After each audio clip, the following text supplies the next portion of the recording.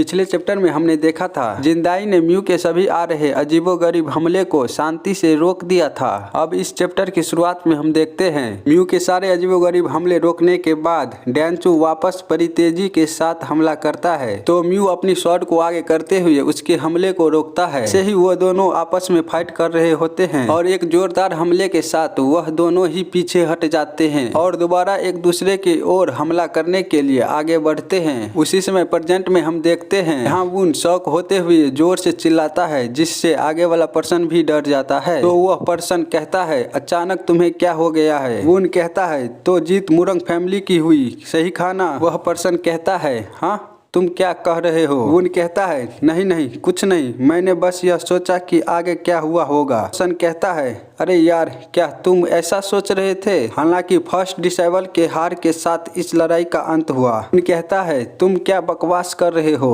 क्या मुरंग फैमिली के पेट्रियाज हार गए। वो पर्सन कहता है हाँ तुमने सही कहा, मुरंग फैमिली के पेट्रियाज हार गए जिसके कारण उन्होंने अपनी सारी सुपरमेसी हेनान प्रोविंस में खो दी। वून कहता है शायद तुम्हें जरूर कुछ गलत मिसअंडरस्टैंडिंग हुई होगी। वो पर्सन कहता है तुम क्या कर रहे हो, मैंने अपनी इन्हीं दोनों आंखों से देखा था मुरंग फैमिली के पेट्रियाज को हारते हुए। मुझे लगता है तुमने इसे खुद से नहीं देखा इसलिए तुम्हें कुछ भी पता नहीं है। वून कहता है नहीं मेरा मतलब वो नहीं था, क्या तुमने लास्ट में मुरंग फैमिली के पेट्रियाज को इस तरह करते देखा था। यह वही शॉर्ट फॉर्म है। फिर वून वही शॉर्ट फॉर्म अपनी ब्रश के साथ करते हुए दिखाने लगता है जिसे देख वह पर्सन कहता है यह तुम क्या कर रहे हो, तुम्हारी इंक के बूंदे मुझ पर गिर रही है। और वह गुस्से के साथ इंक साफ करते हुए कहता है मुझे नहीं पता कि यह किस प्रकार के शॉर्ट फॉर्म है लेकिन मुझे लगता है उसने इस प्रकार की कोई टेक्निक को इस्तेमाल नहीं किया। वून कहता है बेशक यह थोड़ा अलग हो सकता है लेकिन मैं मुरंग फैमिली के शॉर्टमैनशिप के बारे में सोचूं तो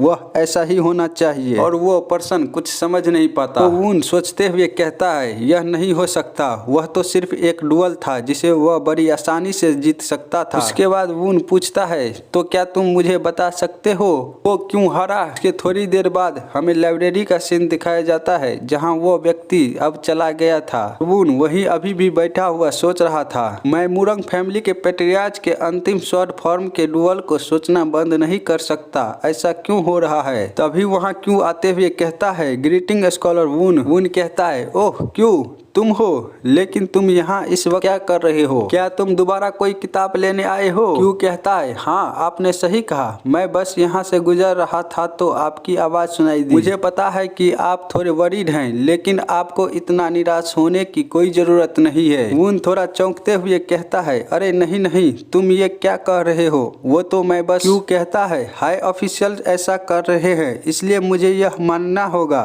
कि बहुत सोचने के बाद ही यह निर्णय लिया गया होगा। स्कॉलर वून आप लीडर के बहुत करीब थे इसलिए मैंने आपको बता दिया। वून घबराते हुए पूछता है तुम किस बारे में बात कर रहे हो, लीडर के साथ क्या कुछ हुआ है। क्यों कहता है नहीं अभी तो ऐसा नहीं कह सकते लेकिन क्या आपको सच में इसके बारे में कुछ भी नहीं पता है। फिर वह कहता है लीडर को विद्रोह के जुर्म में उस पर कार्रवाई की जाएगी। जिसे सुन वून खड़े होते हुए गुस्से के साथ कहता है क्या विद्रोह। क्यों कहता है मुझे पता है कि यह बहुत रेडिकुलस है लेकिन अभी के लिए कोई रास्ता नहीं है। वून कहता है डैम इट मैं यहाँ क्या कर रहा हूँ, मुझे बताओ लीडर को कहाँ प्रिजन किया गया है, मुझे उससे मिलने की जरूरत है। जिसे देख क्यों उसे रोकते हुए कहता है आपको वहाँ नहीं जाना चाहिए स्कॉलर वून। वून चिल्लाते हुए कहता है क्या तुम मुझे बता सकते हो मुझे क्यों नहीं जाना चाहिए। मुझे विश्वास है कि वह कभी भी रेबेल नहीं कर सकता, मुझे खुद से वहाँ जाकर देखना होगा। क्यों कहता है आप वहाँ जाकर कुछ नहीं कर सकते लीडर के लिए। वून कहता है क्या तुम्हें दिखाई नहीं दे रहा कि यह एक रचाई हुई साजिश है। क्यों कहता है यहाँ सबको पता है कि यह एक साजिश है। ते सुन वून हैरान हो जाता है। क्यों कहता है वास्तव में रेबेल तो बस एक बहाना है, अगर यह सच होता तो यह पहले ही एक मुद्दा बन चुका होता, यह तो सिर्फ एक सफाई है। वून कहता है क्या सिर्फ एक सफाई। क्यों कहता है हाँ जैसे कोई फैक्शन अपने ओपोनेंट को हटा देता है, इसलिए आप थोड़ा शांत होकर यहाँ बैठ जाइए, मैं आपको डिटेल में सब कुछ समझा समझाता हूँ। जिसके थोड़ी देर बाद हम ड्रैगन हाउस के प्रिजन के अंदर का सीन देखते हैं, जहाँ एक कमरे में लीडर बैठा हुआ होता है, जहाँ वुन आते हुए कहता है लीडर वुन को यहाँ देख हैरान होते हुए कहता है, तुम यहाँ क्या कर रहे हो? यह जगह तुम्हारे लिए अच्छी नहीं है, तुम्हें वापस जाना चाहिए। वुन कहता है, लीडर आप गलत तरीके से इस जेल में डाले गए हैं, तो क्या मैं आपसे मिलने भी नहीं आ सकता?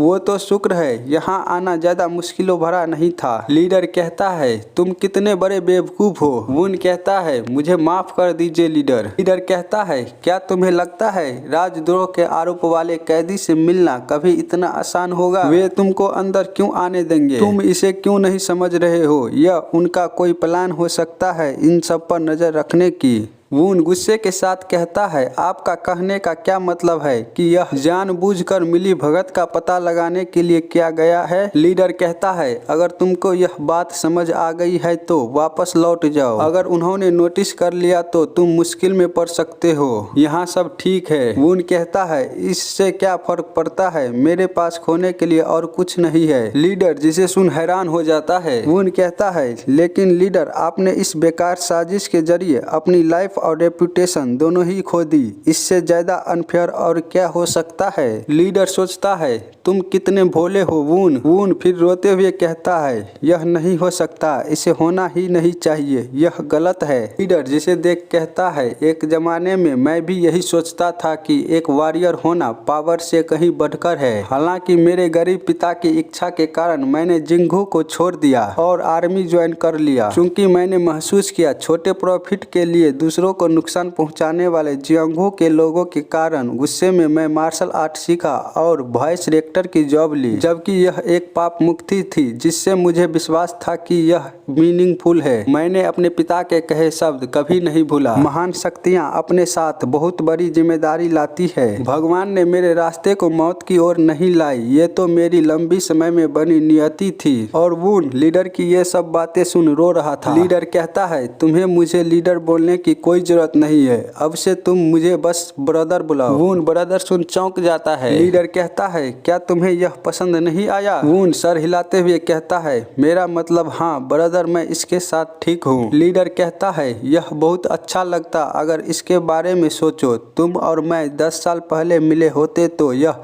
इस प्रकार नहीं होता। जिसको सुन वुन और भी रोने लगता है। वुन को ऐसा रोता देख लीडर कहता है, अब तुम इल च्युंग के छोटे भाई हो, तुम्हारे पास इतना आंसू नहीं होना चाहिए, शांत हो जाओ और रिलैक्स करो। वुन रोते हुए कहता है, क्या वास्तव में आपके बेगुनाही साबित करने का कोई और तरीका नहीं है? मैं आपको ऐसा नहीं करने दे सकता। जबकि लीडर सोच रहा था, क्या एक रास्ता?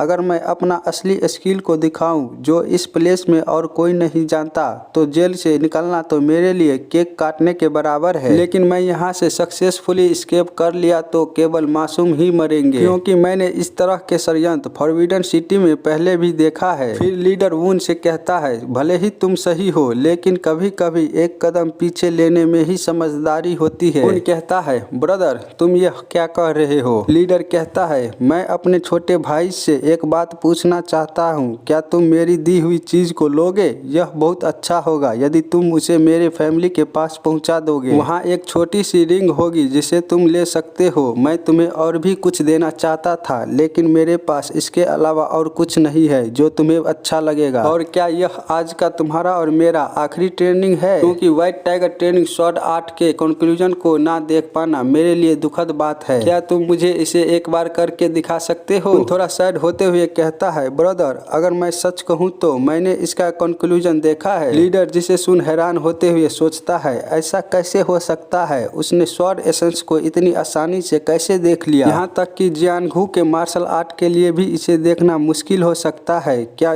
स्कॉलर वुन नहीं, यहाँ तक कि मुरिम के एक व्यक्ति ने भी इसे नहीं देखा है? वुन कहता है, मैंने उसे डेफिनेटली देखा है। मुझे नहीं पता मैं यह कह सकता हूँ कि मुझे यह मिल गया, क्योंकि मुझे समझ नहीं आया, क्योंकि यह नहीं मेरे लिए समझाया गया और ना ही यह क्या था। यह कहना और भी मुश्किल है क्योंकि मैं जाग गया था, मैंने बस इसे देखा है, इतना ही। लीडर कहता है, congratulation brother. Swordsman training technique awakening को शब्द में एक्सप्लेन नहीं किया जा सकता है, इसलिए यह तुम्हारे लिए स्वाभाविक है कि तुम इसे एक्सप्लेन नहीं कर पाए, है ना? क्या तुम मुझे कंक्लूजन दिखा सकते हो? खून कहता है, हाँ मैं दिखा तो सकता हूँ, लेकिन यहाँ कोई लकड़ी के शॉर्ट्स नहीं है। लीडर कहता है, खड़े हो जाओ और अपनी पोजीशन को लो। अपनी आंखों को पोंछते हुए कहता है, ठीक है ब्रदर। लीडर कहता है, अब अपनी आंखें बंद करो और अपने सामने एक स्वॉर्ड को इमेजिन करो और स्वॉर्ड को पकड़ने के लिए धीरे धीरे अपने हाथ को आगे करो, लेकिन स्वॉर्ड को अपने माइंड में पूरी तरह से बनने का इंतजार करना।